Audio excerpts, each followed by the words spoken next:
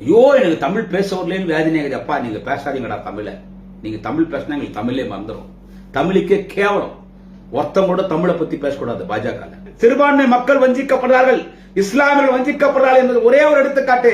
எச்சப்பையன் ராஜா என்ன பண்ணா, திருப்பரங்குன்ற மலையில அங்க சிக்கந்தர் தர்காவை இடிக்கணும். என்ன பாபர் மஸ்ஜிதை இடிச்சவனு தான் இந்த பொறம்ப பசங்க. ஆனா அந்த கூட்டத்தில் பேசும்போது இந்த ஷா என்ன பேசுற, அமித்ஷா 1000 ஆண்டுகளாக திருப்பரங்குன்ற மலையை அழைக்கப்படுது திமுக ஆட்சியில சிக்கந்தர் பாஷா மலைன்னு சொல்றாங்க. யாரும் சிக்கந்தர் பாஷா மலைன்னு சொல்றது இல்ல. இஸ்லாமியர்கள் எங்க தாக்குறான் பத்தியா, திருப்பரங்குன்ற மலை தான் சொல்றாங்க.